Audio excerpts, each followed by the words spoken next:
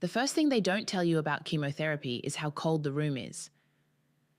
I sat there, wrapped in 2 blankets, watching poison drip into my veins, while my sister Esme scrolled through her phone, occasionally glancing up to ask if I needed anything.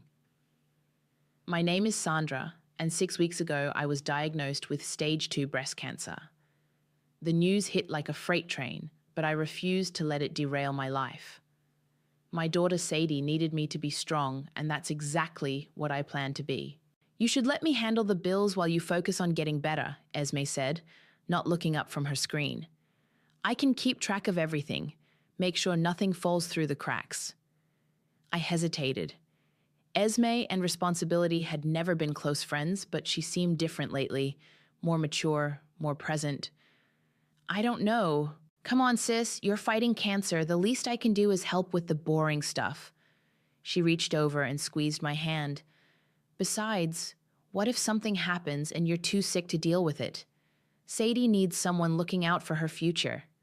The mention of Sadie made me pause.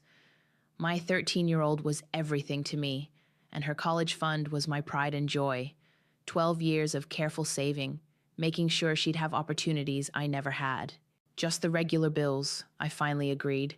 The mortgage, utilities, nothing else. Esme beamed. You won't regret this. I've really got my life together now. Dr. Wong came in to check my progress. How are we feeling today, Sandra? Like I could run a marathon, I joked weakly. She smiled, checking my charts. The fatigue is normal. Your numbers look good, though. Where's Devin today? Work meeting, I said, ignoring the slight sting. My husband had been increasingly absent lately, citing project deadlines. That evening, Devin came home late, carrying takeout. Sorry I missed the session. How'd it go? Fine. Esme was there. I watched his face carefully. She offered to help with the bills while I'm sick.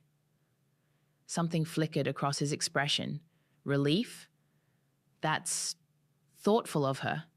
Might be good to have the help. 3 weeks later, I woke up early, nauseous from the previous day's treatment. Unable to sleep, I decided to check our accounts online, something I hadn't done since giving Esme limited access. The screen loaded. I blinked, thinking the chemo was affecting my vision. The numbers couldn't be right. I refreshed the page. Our savings account, Sadie's college fund, was empty. My hands shaking, I called the bank. There must be some mistake, I said, my voice trembling. No mistake, ma'am. The transfers were authorized using your access codes. Multiple withdrawals over the past 2 weeks. I hung up and drove straight to Esme's apartment, still in my pajamas. She opened the door wearing designer clothes I'd never seen before. Where is it? I demanded, pushing past her. Sandra, calm down. You look terrible. Should you even be driving? The money, Esme. Sadie's college fund. Where is it? She sat down, her face crumpling into familiar tears. I'd seen this expression countless times growing up, whenever she needed to escape consequences. I was desperate, she whispered. My business opportunity. I needed startup capital, but I'll pay it all back, I swear. Double even. This investment is guaranteed. Guaranteed? My voice sounded strange, distant. You stole my daughter's future on a guarantee? Borrowed, she corrected, wiping her eyes. I borrowed it. You're my sister. We're family. And family helps each other, right? I stared at her, this woman I'd grown up with, shared secrets with, trusted despite everyone's warnings. How much? She wouldn't meet my eyes. All of it. The room spun. 12 years of savings gone in 2 weeks. While I lay in a hospital chair fighting for my life, my sister had betrayed me in the worst possible way. I'm calling the police, I said, pulling out my phone. Esme grabbed my arm. Wait, talk to Devin first. He understands. He knows this is for the best. I froze, her words hitting me like a physical blow. What do you mean Devin knows? She covered her mouth, realizing what she'd revealed. But it was too late. I'd seen the truth in her eyes. Sandra, please, she started, but I was already walking out the door. My sister and my husband. While cancer ravaged my body, they'd conspired to steal my daughter's future. As I drove home, my hands gripping the steering wheel so tight my knuckles turned white, one thought crystallized in my mind. This betrayal would cost them everything. I just didn't know yet how I'd make them pay. I found Devon in his home office, typing away like it was any other morning, like he hadn't helped steal our daughter's future. Did you know? My voice was steady, calmer than I felt. He didn't turn around. About what? Don't. Just don't. Esme told me you knew about the money. His typing stopped. When he finally faced me, his expression wasn't guilty or apologetic. It was annoyed. You're making this bigger than it needs to be. Bigger than it needs to be? I gripped the doorframe to stay upright. That money was for Sadie's education, and we can always save more, he said, as if explaining something simple to a child. Esme needed it now. She has a real opportunity with this business venture. What business venture? Import-export. Her boyfriend Chaz has connections overseas. It's practically guaranteed returns. I laughed, a hollow sound that scared even me. You let my sister and her latest loser boyfriend steal our daughter's college fund for an import-export scheme? She's family, Sandra. He stood up, running his hands through his hair. You're being dramatic. You're emotional because of the treatments, but don't you dare blame this on the cancer. I stepped closer, forcing him to look at me. Did you help her set up the transfers? His silence was answer enough. I trusted you, I whispered. Both of you. Look, he sighed. What's done is done. You're strong. You'll bounce back. Esme needed this chance more than we need a safety net. The casual way he said it, like he had any right to make that decision, made something snap inside me. More than our daughter needs an education? We have years to rebuild the fund. Besides, he checked his phone, Esme's hosting a small dinner tonight to discuss the business plan. Once you see the potential... A dinner? I cut him off. She stole everything and she's throwing a dinner party. It's a celebration of new beginnings, he said. She wants to share her vision, show you it wasn't a mistake. I stared at him, this stranger wearing my husband's face. And you expect me to attend? It would mean a lot to her, to both of us. My phone buzzed, a text from Esme. Dinner at 7, wearing my new Gucci dress. Can't wait to share the amazing news. Fine, I said quietly. I'll be there. Devon looked relieved. You'll see. This is good for everyone. I left him to his delusions and drove to the bank. The teller's face was sympathetic as I requested all recent transaction records. Mrs. Morgan? She called as I turned to leave. There's something else you should know. A new business account was opened last week. By whom? She slid a paper across the counter. There it was in black and white. Future Ventures LLC. Joint account holders, Devon Morgan and Esme Morgan. I clutched the paper, my vision blurring. Not just theft, but premeditated betrayal. They'd planned this, created a company, while I was fighting for my life. My best friend Amber found me in the bank parking lot, still holding the paper. I'd called her in a daze, needing someone, anyone, who wasn't part of this nightmare. Oh, honey, she said, pulling me into a hug. What do you need? A lawyer, I replied, my voice hardening. And everything you know about banking fraud. I have a friend who specializes in exactly that. She pulled out her phone. Hugh Grant. He's discreet, ruthless, and owes me a favor. I need to be smart about this, I said, more to myself than her. They think I'm weak right now, vulnerable. Then let them think that. Amber's eyes gleamed. While you build your case. That evening, I walked into Esme's apartment wearing my best smile. The table was set with expensive china I'd never seen before. Devon was already there, along with Esme's boyfriend Chaz, a slick-looking man with 2 white teeth. Sandra, Esme hugged me, reeking of expensive perfume. I'm so glad you came. Wait until you hear about our plans. I hugged her back, noting the price tags she'd forgotten to remove from her new outfit. My money, Sadie's money, on full display. I wouldn't miss it, I said, accepting a glass of champagne. Tell me everything. As they launched into their grand vision of international commerce, I smiled and nodded, playing the supportive sister, the understanding wife. But inside, I was already at war. They thought cancer had made me weak. They were about to learn just how wrong they were. Chemo makes you tired, but betrayal keeps you awake. I spent my sleepless nights documenting everything, every transfer, every text, every business meeting. My laptop became an archive of their deceit, growing larger by the day. Hugh's office was exactly what you'd expect from a high-powered lawyer, all leather and mahogany. He reviewed my evidence with sharp eyes while I tried not to fidget. This is methodical work, he said, closing my laptop. Most clients come in emotional. You came in prepared. I have a lot of time to think between treatments. He leaned forward. The joint LLC account is particularly damning. It shows premeditation, conspiracy. Have you spoken with the bank's fraud department? Meeting them today? I checked my watch. In an hour, actually. Good. I've already filed for emergency account freezes. We'll need proof of medical bills, proof the money was designated for your daughter's education. A knock interrupted us. Amber poked her head in. Sorry I'm late. Traffic was hell. She sat beside me, squeezing my hand. Did you tell him about the car? Hugh raised an eyebrow.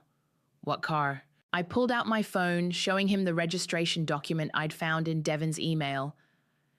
They bought a Mercedes last week, registered in Devon's name, but Esme drives it. Using your daughter's college fund? Hugh's pen scratched across his notepad. Perfect. More evidence of personal gain through fraudulent means. The bank's fraud investigator, Lane, was younger than I expected, sharp-eyed and determined. She spread documents across her desk as I recounted everything. Classic affinity fraud, she said, using family ties to gain trust, then exploiting it. But they got sloppy. These transfers... She pointed to a series of transactions. They didn't even try to hide them. They didn't think they needed to, I said quietly. They assumed I was too sick to notice.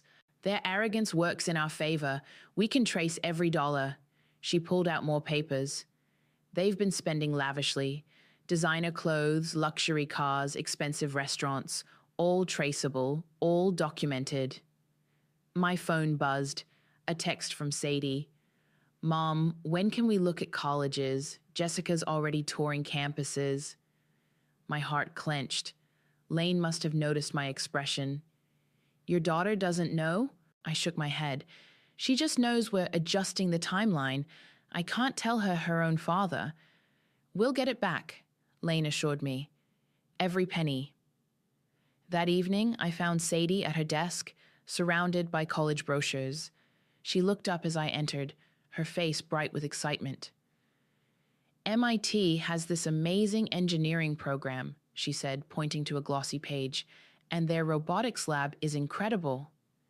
I sat on her bed, fighting to keep my voice steady. Honey, about college. I know. We have to wait and see how your treatment goes. She turned back to the brochures. But it doesn't hurt to look, right? I watched her pore over the pages, planning her future while her father and aunt dismantled it piece by piece. My phone buzzed again. Esme sending pictures of her and Chaz at some upscale restaurant. Having the most amazing dinner. Business is booming. I excused myself to the bathroom and threw up, though whether from the chemo or the rage, I couldn't tell.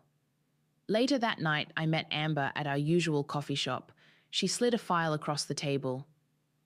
My friend at the dealership came through, she said. Full documentation of the car purchase. Devon used your power of attorney to access the college fund directly. I flipped through the papers, stopping at a familiar signature. He forged my name. Add it to the pile. Amber stirred her coffee. Hugh says we're almost ready. The court date is set for next month. They're planning something big before then, I said. Esme keeps hinting at some celebration dinner.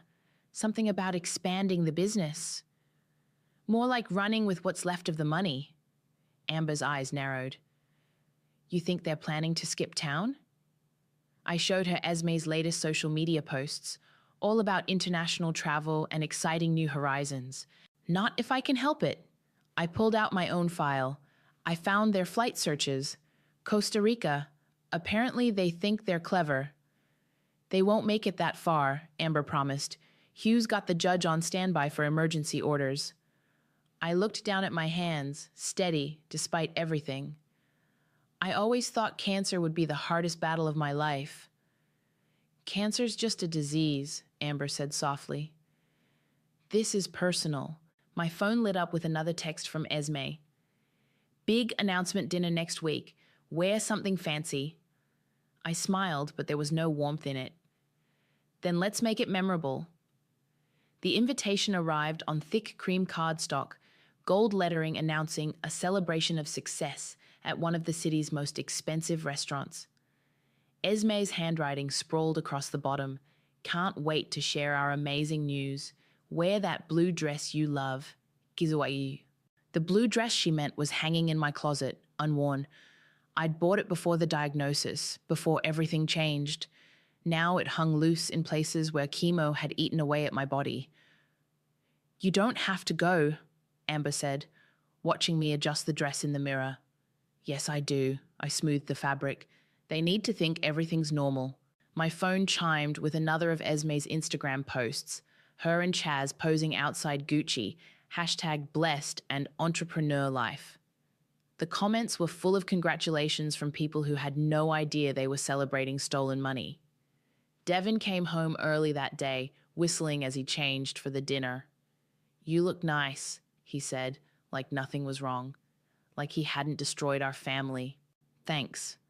I watched him pick out a new tie, another purchase I hadn't known about.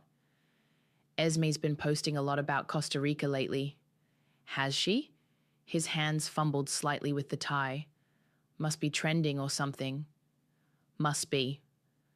My phone rang. Hugh. I stepped into the bathroom to answer. It's done, he said without preamble. Judge signed the orders. We can freeze everything the moment you give the word. The dinner's tomorrow night? Perfect timing. Lane has the documentation ready. Just say when. I ended the call and found Devin watching me. Everything okay? Fine, just checking on my test results. He nodded, already losing interest. Ready to go? We should pick up flowers for Esme. The restaurant was exactly as pretentious as I expected. Esme held court at a private table, Chaz at her side, both gleaming with the artificial shine of new money, my money. Sandra! She air-kissed my cheek. You came, and you wore the dress. Wouldn't miss it? I handed her the flowers. Congratulations on everything.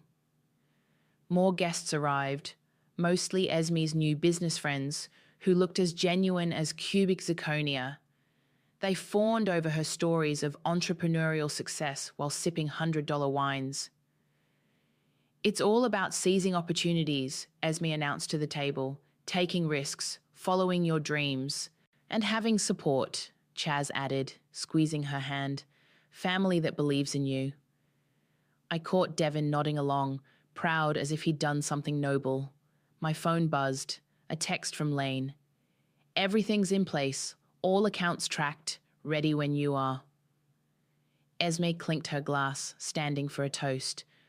I have amazing news. Thanks to our incredible success, Chaz and I are expanding internationally. We're opening an office in Costa Rica. The table erupted in applause. I clapped too, watching Devin's face. He wasn't surprised. Of course he wasn't. He'd helped plan this. We leave next month, Chaz announced. A new chapter in paradise. My phone buzzed again, Hugh this time. Judge confirmed. One word from you and their accounts freeze. All of them. I excused myself to the bathroom, finding Amber waiting there as planned. "They're running," I said, checking the stalls to ensure we were alone. "Costa Rica next month." "Not anymore." Amber's eyes were hard. "Hugh says the second those accounts freeze, their passports get flagged. They really think they'll get away with it. That's the beauty of it." Amber squeezed my shoulder. "Their arrogance makes them sloppy. Every post, every purchase, every transfer, it's all evidence." Back at the table, Esme was glowing, describing their beachfront office plans. Devin kept glancing at his phone, probably checking flight details. "A toast," Chaz called out, raising his glass. "To new beginnings." I raised my water glass, smiling as they all drank. My phone lit up with another Instagram notification, Esme posting a photo of us all, captioned, "Family is everything. Sir blessed calm new chapter, Costa Rica bound." "Sandra," Esme turned to me, eyes shining with false sincerity. "I know things have been tough with your treatment, but I hope you know everything I do for family." I thought of Sadie at home, still believing in her future, still trusting her father. I thought of all the nights I'd spent sick from chemo while they planned their escape with my daughter's money. "Of course," I said softly. "Family is everything." Tomorrow, they'd learn exactly what that meant, but tonight, I'd let them celebrate. Let them think they'd won. After all, the best revenge is served at room temperature, with a side of justice. Hugh's office buzzed with quiet intensity as Lane spread documents across the conference table. Each paper represented another betrayal, another piece of evidence against my sister and husband. 12 separate accounts, Lane said, pointing to a diagram. All linked, all funded with your money. They got creative with the transfers, I'll give them that. But not creative enough, Hugh added, signing court orders. The freeze hits at 7 p.m. tomorrow during their farewell dinner. Every account, every card, everything. My hands shook slightly as I signed the final papers. "And their passports?" "Flagged." Lane checked her tablet. "Border control's been notified. The second they try to leave the country, they'll be detained." Amber arrived with coffee and more files. "You need to see this," she said, pulling up emails on her phone. "Devin's been talking to a divorce lawyer." My stomach dropped. "What?" "He's building a case," she continued, her voice tight with anger, "claiming your illness has made you mentally unstable. He's after custody of Sadie." The room spun. I gripped the table, willing myself not to be sick. "When?" "He has an appointment next week after their planned departure date." Amber's face softened. "He was going to leave you sick and alone, then take Sadie." Hugh's pen scratched sharply across paper. "This changes things. We need to move faster." He turned to Lane. "Can we push up the timeline?" "The accounts are ready," she confirmed. "We can freeze them tonight if needed." "No," I said, straightening up. "Let them have their dinner. Let them think they've won. I want to see their faces when it all falls apart." My phone chimed. Esme sending party details for tomorrow night. "Wearing my new Prada. Bring Sadie. She should be part of the celebration." "She wants Sadie there?" Amber's voice dripped with disgust. "Of course she does." I showed them Devin's responding text. "Perfect timing. Everything's ready." They were going to take her tomorrow night, Lane realized, right after the dinner. "Well," Hugh said, straightening his tie, "they're in for quite a surprise instead." I drove home in a daze, my mind racing. In the driveway, I found Sadie sitting on the porch steps. "Mom?" Her voice was small. "Is it true we can't afford college anymore?" My heart stopped. "Who told you that?" "I overheard Dad on the phone. He said something about funds being temporarily relocated." She looked up at me, eyes wide. "But it's coming back, right?" I sat beside her, pulling her close. "Listen to me. Your future is secure. I promise you that. No matter what happens tomorrow, remember that I will always protect you." "What's happening tomorrow?" "A dinner. Your aunt's celebrating her new business. The one Dad helped with?" She picked at her shoelaces. He seems really excited about Costa Rica. I froze. What about Costa Rica? He's been looking at schools there, international schools. She shrugged. I thought maybe we were moving. The pieces clicked into place. Not just stealing the money, not just planning divorce. They were going to take my daughter to another country. While I was sick, while I was vulnerable. My phone buzzed again, Devon. Picking up Sadie's passport from expedited processing. Everything set for tomorrow. I held Sadie tighter, my resolve hardening. How about you sleep at Aunt Amber's tonight? She's making those cookies you love. Really? On a school night? Really? I'll pick you up tomorrow before the dinner. After dropping her off, I met Lane at a coffee shop. She had more papers, more evidence of their plans. Private school applications, she said, sliding them across the table. Residence permits. They've been planning this for months. While I was in chemotherapy, I said, my voice hollow. While I was fighting for my life, they were planning to steal my daughters. But we caught them. Lane's eyes were fierce. We have everything. The money trail, the fraudulent transfers, the forged documents, and now attempted parental kidnapping. My phone lit up with messages from both of them. Esme, can't wait for tomorrow. Family means everything. Devon, make sure Sadie dresses up. It's a special night. I turned off my phone, suddenly calm. Tomorrow, they would learn what family really means. Tomorrow, they would understand exactly what happens when you try to steal a mother's child. They think cancer made me weak, I told Lane. They're about to learn it made me unstoppable. The restaurant glittered with false promises, just like my sister's smile. Esme stood at the entrance in her new Prada dress, greeting guests like a queen at court. Chaz hovered nearby, checking his phone every few minutes. Sandra, Esme hugged me tight. Where's Sadie? She's not feeling well, I lied smoothly. Staying with Amber tonight. Devon's face tightened.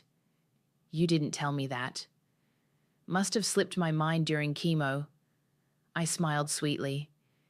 You know how forgetful I've been lately. The private dining room was decorated lavishly, champagne flowing, expensive centerpieces on every table. My daughter's future scattered across the room in crystal glasses and silk tablecloths. 7 minutes, Lane texted from her position at the bar. Hugh sat in a corner booth, pretending to work on his laptop. Esme clinked her glass, drawing everyone's attention. Thank you all for coming tonight. We have such exciting news to share. Chaz wrapped his arm around her waist. Thanks to our amazing success with future ventures, we're expanding internationally. Costa Rica, Esme beamed. We leave next week, and we couldn't have done it without the support of family. She raised her glass to Devon. Some people just understand the importance of seizing opportunities. 6 minutes. Devon stood up, joining their toast. To new beginnings and fresh starts. Speaking of fresh starts, Chaz announced, Esme and I have another surprise. He dropped to one knee, producing a ring that probably cost 3 months of Sadie's tuition. Will you marry me? The room erupted in applause as Esme squealed, yes. I checked my watch. 5 minutes. We'll have the wedding in Costa Rica, Esme gushed. On the beach. Everyone here is invited, of course. 4 minutes. Devon caught my eye across the table, his expression almost apologetic. Almost, but not quite. He had no idea his passport had already been flagged, that his carefully planned escape was about to implode. 3 minutes. Sandra, Esme called out, would you make a toast? As my sister, it would mean so much. 2 minutes. I stood slowly, raising my water glass. The room quieted, all eyes on me. Esme beamed, drunk on success and champagne. Devon checked his phone one last time. 1 minute. To my sister, I started, my voice clear. Who taught me that family means everything? Esme wiped away fake tears. Who showed me, while I was fighting cancer, just how far people will go when they think you're too weak to fight back? The smile froze on her face. To my husband, who planned to take my daughter to another country while I was too sick to stop him. Devon stood up sharply. Sandra, and to karma, I continued as Lane and Hugh approached from opposite sides of the room, which arrives exactly now. Right on cue, phones started buzzing around the table. Esme grabbed hers, face paling. Chaz stared at his screen in horror. Devon's credit card was declined as he tried to close out his tab. "What's happening?" Esme's voice shook. "My accounts. They're all frozen." "Funny thing about stealing from someone with a financial background," I said, pulling out a thick folder. "We tend to keep receipts." Lane stepped forward, badge visible. "Esme and Devon Morgan, I'm with the bank's fraud investigation unit. We need to discuss some concerning transactions." "This is ridiculous." Esme stood up, swaying slightly. "It was a loan. Tell them, Devon." But Devon was staring at Hugh, who was calmly laying out court documents. Theft, fraud, conspiracy, attempted parental kidnapping. Hugh listed off. "Shall I continue?" "You can't prove anything," Chaz started, but stopped as I pulled out my phone, playing a recording of last week's dinner where they'd discussed their plans in detail. "I've been documenting everything," I said quietly. "Every transfer, every conversation, every plan to steal my daughter." Esme's mascara ran as she turned to Devon. "Do something!" "The police are outside," Lane announced, along with additional federal agents given the international flight risk. Guests began slipping away as Esme crumpled into her chair, her new ring catching the light. Chaz was already edging toward the back exit. "You were right about one thing," I told my sister as officers entered the room. "Family is everything. That's why I'm making sure you pay for trying to steal mine." Devon reached for me. "Sandra, please, we can explain. Save it for the judge." I stepped back as Lane began reading their rights. "Oh, and Esme? That Prada dress you're wearing? I want it back. It was bought with my daughter's college fund." I walked out of the restaurant into the cool night air, leaving behind the sound of handcuffs clicking shut. My phone buzzed. A text from Amber. "Sadie's safe. She's asking about MIT again." I smiled, finally feeling truly strong for the first time since my diagnosis. Cancer couldn't break me, and neither could they. The police station hummed with late-night activity as Lane led me through the interview process. Behind the two-way mirror, I could hear Esme wailing about family loyalty while Devon demanded his lawyer. "We found the passports," Lane said, spreading photos across the table. "Sadie's was hidden in Devon's office safe. Expedited processing, departure scheduled for tomorrow night." My hands shook as I picked up my daughter's passport. They really were going to take her. But they didn't. Lane squeezed my shoulder. "We've frozen every account, including 3 we didn't know about before tonight. The total amount stolen..." She slid over a document. I stared at the number. "That's more than Sadie's college fund. They took everything they could access, savings, retirement, even your medical fund." A commotion outside drew our attention. Chaz was being led in handcuffs, his perfect white teeth gritted in fury. "Found him at the airport," an officer reported, "trying to board a flight to Panama with $50,000 in cash." "My money?" I asked Lane. She nodded. "And Esme's new car is missing. We've put out an alert." Hugh entered, looking pleased, despite the late hour. "Devon's lawyer just arrived. He's already talking plea deal." "No deal," I said firmly. "They plan to kidnap my daughter." Through the window, I watched Devon slump in his chair as his lawyer whispered urgently in his ear. Gone was the confident man who thought he could steal my life. In his place sat a desperate stranger. "Sandra!" he called out as I passed his room. "Please, just listen." I paused at the door. "You were going to take my daughter while I was sick with cancer." "I was trying to protect her." He leaned forward, desperate. "You're not thinking clearly. The treatments, the stress of having my husband and sister steal everything while planning to kidnap my child." I stepped closer. "You're right. That has been stressful. We can fix this," he pleaded. "I'll pay it all back. We can start over. Start over? I laughed coldly. You chose her. Now you get to share her consequences. In the next room, Esme had stopped crying. Her makeup streaked across her face. It wasn't supposed to be like this, she whimpered as I entered. How was it supposed to be? I sat across from her. You steal my daughter's future, run away to Costa Rica, live happily ever after with my money? I deserved a chance. She slammed her hands on the table.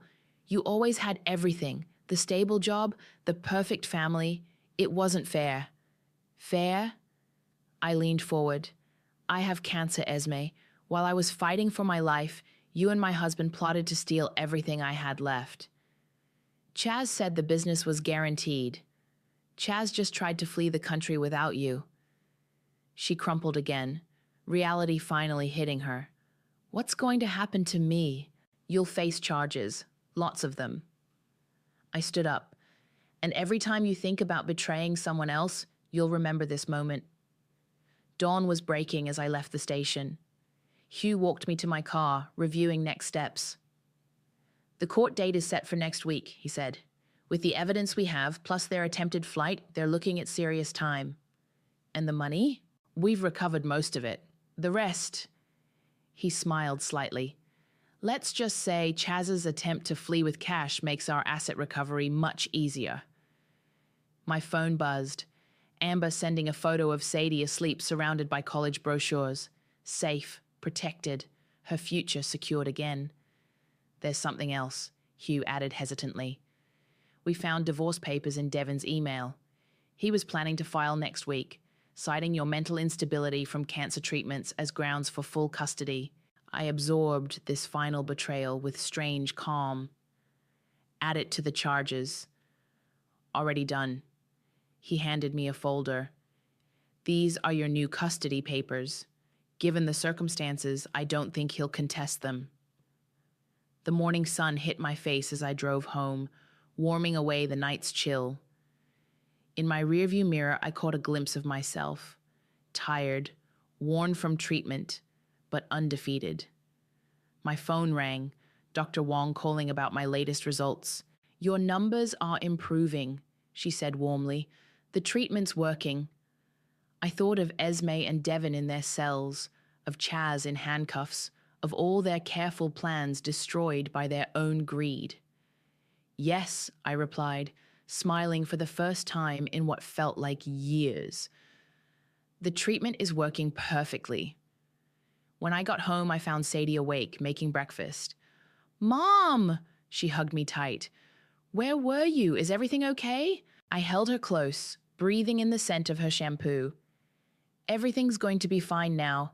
How about we look at those college brochures together? Her face lit up. Really?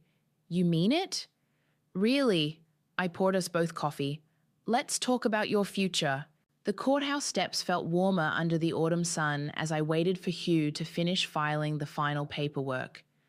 My phone buzzed with news alerts. Local business couple sentenced in major fraud case, but I didn't need to read them. I'd watched it happen in person. Devin hadn't looked at me during the sentencing. Esme had sobbed, mascara running again, begging for leniency. The judge had been unmoved by their performances. 7 years, Hugh said, joining me on the steps. No chance of early release given the attempted kidnapping charges. And Chaz? 10 years for his role, plus additional charges for attempting to flee. He handed me a thick envelope. The last of the recovered funds, minus legal fees. Your daughter's college fund is fully restored. My phone chimed, Dr. Wong confirming my final treatment session. The cancer was in remission, retreating as surely as my ex-husband's confidence had in court. Mom! Sadie called, running up the steps with Amber. Did you see? I got the early acceptance letter. I hugged her tight, the MIT admission letter crumpling between us. Of course you did. You're brilliant. We should celebrate, Amber suggested. I know a great place for lunch. We ended up at the same restaurant where everything had fallen apart that night. It felt different in daylight, smaller, less imposing. The matron recognized me, his eyes widening slightly. "Your usual table is available," he said quickly. "Complimentary champagne?" "Water's fine," I replied, catching his nervous glance. The restaurant's reputation had taken a hit after the arrests made headlines. As we settled in, Sadie pulled out her phone. "Look what Aunt Esme posted from prison." I hadn't blocked her social media access. I wanted her to see the consequences of her actions. Her latest post was a blur of self-pity. "Family is complicated. Learning hard lessons. Chuck prison life, chuck a reflection." "She still doesn't get it," Amber muttered. "No," I agreed. "She never will." Sadie put her phone away, focusing on the college brochure she'd brought. MIT has this amazing robotics program, and their financial aid office already confirmed my scholarship. I watched her plan her future, free from the shadows of betrayal she'd never fully known about. The waiter brought our food, and I realized I was actually hungry, the first time since diagnosis that food smelled appealing. "The treatment worked," I told them, picking up my fork. "Dr. Wong confirmed it this morning. Complete remission." Amber's eyes filled with tears. Sadie grabbed my hand. "Really? You're sure?" "Really." I squeezed her hand back. "I'm not going anywhere." "Except to help me move into my dorm," Sadie added quickly. "Except that." My phone buzzed. Lane sending updates. They'd finally found Esme's Mercedes, abandoned at the Canadian border. The last piece of evidence collected, the final loose end tied. "You know what's weird?" Sadie said, picking at her salad. "Dad hasn't tried to contact me since everything." "He's not allowed to," I reminded her gently. "The restraining order." "I know." She straightened her shoulders. "And I'm glad. What they tried to do, I wouldn't have forgiven them either." The sun streamed through the windows, catching the edge of my water glass.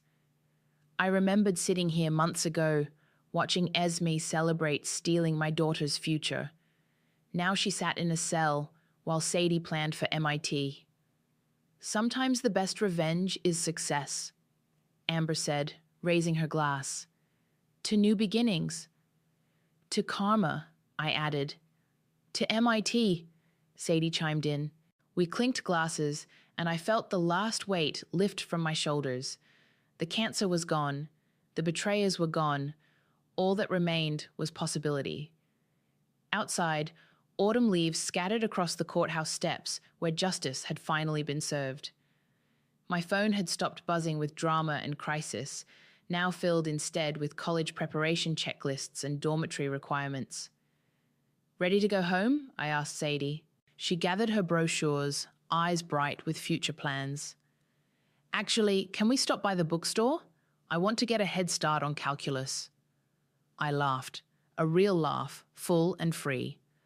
"Of course we can." As we walked to the car, I caught my reflection in a store window. I looked different, stronger, not just from beating cancer, but from surviving betrayal, from protecting what mattered most. "Mom!" Sadie called from ahead. "You coming?" I joined her, leaving the courthouse and its ghosts behind. They had tried to steal my daughter's future, thinking cancer made me weak. Instead, they learned what every mother knows. Nothing makes you stronger than fighting for your child. "Let's go get that calculus book," I said, stepping into the sunlight. "The future's waiting."